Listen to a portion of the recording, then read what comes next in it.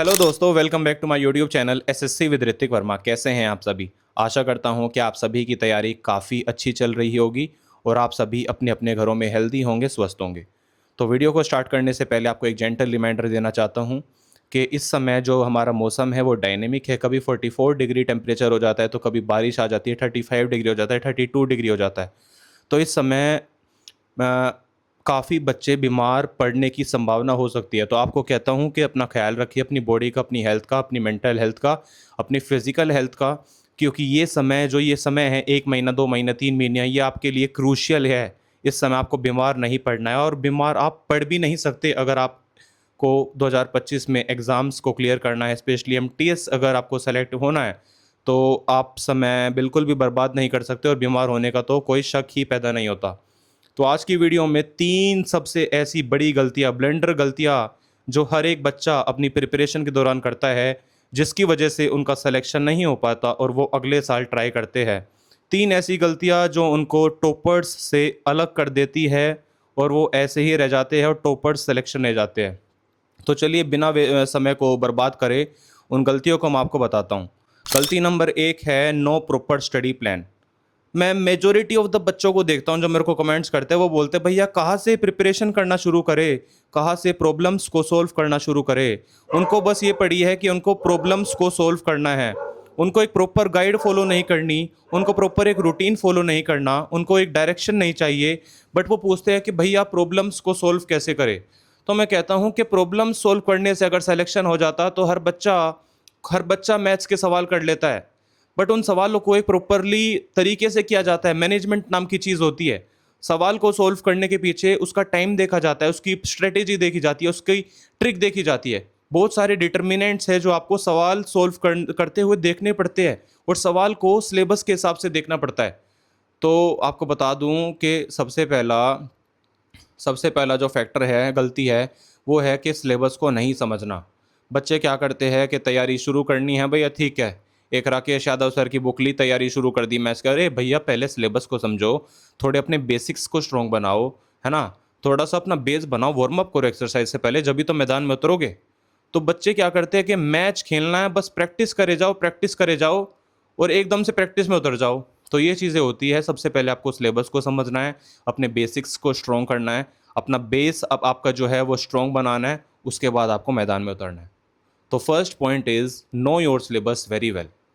दूसरी ऐसी गलती जो मेजोरिटी ऑफ द बच्चे करते हैं, मैं कमेंट्स में देखता हूँ, बच्चे कहते रहते हैं कि मतलब ये नहीं हो रहा, ये नहीं हो रहा, एग्जाम में सिलेक्शन नहीं हो रहा, मैथ्स में नंबर नहीं आ रहे, जीके में नंबर नहीं आ रहे।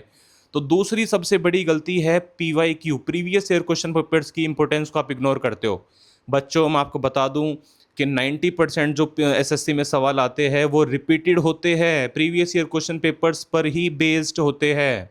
अब बच्चे क्या करते हैं कि प्रिपरेशन करे जाते हैं, करे, जब ये जैसे जून चल रहा है, जुलाई अगस्त सितंबर, अब बच्चे क्या करेंगे, दिन रात पढ़ाई करेंगे, 3 घंटे 4 घंटे 5 घंटे 6 घंटे लगे रहेंगे, लगे रहेंगे। पर वो क्या करते हैं, प्रीवियस ईयर क्वेश्चन पेपर्स को तो उठाते ही नहीं है। तो यार, जब हमें पता है कि क्वेश्चंस रिपीट तो होने हैं हर साल एसएससी में, ये एसएससी का इतिहास गवाह है। अगर आप पीवाईक्यूज उठा के देखेंगे पिछले 3 से 4 सालों के, तो आपको 90% क्वेश्चंस रिपीटेड मिलेंगे, ये मेरी गारंटी है। तो बच्चे क्या करते हैं, प्रीवियस ईयर क्वेश्चन पेपर्स को सोल्व नहीं करते, लगे रहते हैं, जिनकी वजह से वो मार खा जाते हैं। So previous year question papers की इंपॉर्टेंस को इग्नोर मत कीजिए। मैं कहता हूं कि 4 से 5 सालों के प्रीवियस ईयर क्वेश्चन पेपर्स उठाइए, टेक्स्ट बुक का प्रीमियम लिए, पास प्रो 350 रुपये का सेल चलती रहती है, उसको खरीदिए। या बहुत सारे प्लेटफॉर्म्स है, जैसे ऑलिव वर्ड भी है आपके पास, तो जोन जोन सा भी प्लेटफॉर्म आपको अच्छा लगे उस प्लेटफॉर्म पर आप सब्सक्रिप्शन लीजिए और प्रीवियस ईयर क्वेश्चन पेपर्स को उठाइए। एक दिन अपने हफ्ते में एक ऐसा डे फिक्स करिए जब आपको प्रीवियस ईयर क्वेश्चन पेपर्स को सॉल्व करना है। प्रीवियस ईयर क्वेश्चन पेपर्स आपको बताते हैं कि किस तरीके से सवाल बन सकता है, किस अप्रोच के साथ उसको फॉलो करना है, क्या स्पीड है, क्या पैटर्न है। ये सारी चीज़ें आपको प्रीवियस ईयर क्वेश्चन पेपर्स ही बता सकते हैं। उसके बिना अगर आप तैयारी कर रहे हो तो let me tell you, it is a properly a waste of time. आपकी तैयारी का कोई फ़ायदा नहीं है अगर आप प्रीवियस ईयर क्वेश्चन पेपर्स को नहीं देख रहे, नहीं सॉल्व कर रहे। तीसरी सबसे बड़ी गलती है मॉक टेस्ट ना देना। तो मॉक टेस्ट मैं बता दूं क्या होता है। मॉक टेस्ट होता है कि प्रैक्टिस करने के बाद हमें क्रिकेट मैच खेलना है मैच से पहले, जिसको मैं बोलता हूँ प्रैक्टिस मैच। तो मॉक टेस्ट वही होते हैं। अब हमने पहला है कि नो योर सिलेबस, हमने बेसिक्स को कवर कर लिया, हमने अपनी बुनियाद बना ली, हमने अपना वार्म अप कर लिया, हमें सारी कॉन्सेप्ट्स पर पकड़ हो गई है ना। उसके बाद हमने प्रीवियस ईयर क्वेश्चन पेपर्स को भी उठाया, उनका पैटर्न को समझा, वहाँ से हमने थोड़ी बहुत इन्फॉर्मेशन ली। अब हमें मेन मैदान में उतरना है, मॉक टेस्ट एनालिसिस करना है। मॉक टेस्ट क्या होते हैं कि आपको पेपर से पहले, जैसे सिमिलरली जैसे आप एग्ज़ाम में 1 घंटा बैठते हैं, ऐसे आपको 1 घंटा बैठना है, कॉपी पेन लेके, कोई फ़ोन नहीं, कोई कुछ नहीं, एक लैपटॉप स्क्रीन सामने रखिए, उसको लॉक कर दीजिए कि आप कोई भी क्रोम पे टैब ना खोल पाए, कोई भी आपको सॉल्यूशन नहीं देखना है।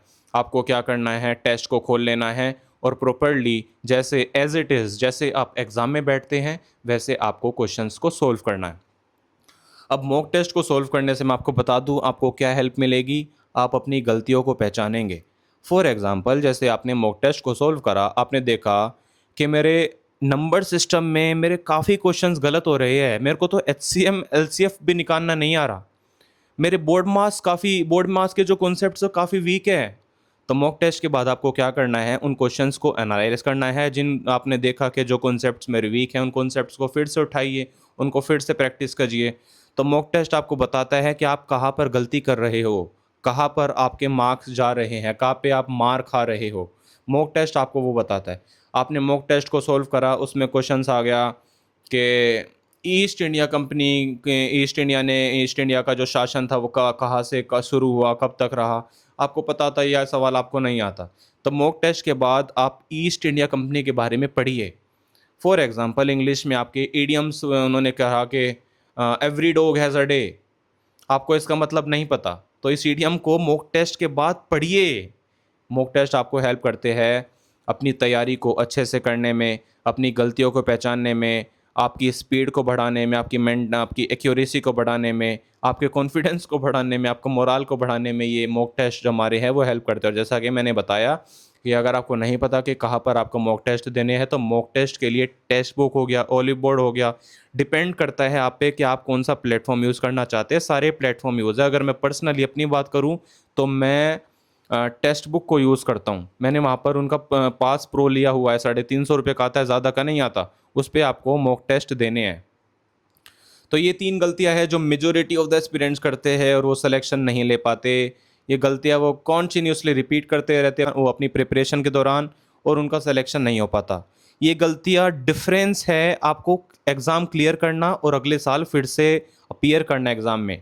तो आपसे रिक्वेस्ट करता हूँ कि इन गलतियों को ना करें, अपनी प्रिपरेशन को एक अप्रोच के साथ करें। ये 3 महीने क्रूशियल है अगर आप एमटीएस को क्लियर करना चाहते हैं। तो यही थी आज की वीडियो। अगर आपको वीडियो अच्छी लगी हो तो वीडियो को लाइक कर देना, चैनल को सब्सक्राइब कर देना, और अगर आपके कोई डाउट्स है तो शर्माइएगा नहीं डाउट्स लिखने में। जो मेजॉरिटी ऑफ द डाउट्स है उनको आप लाइक करिए, वोट कीजिए कमेंट्स में, उस पर नेक्स्ट वीडियो आएगी। ठीक है जी, मिलते हैं नेक्स्ट वीडियो में। Tata, bye bye. Bye bye.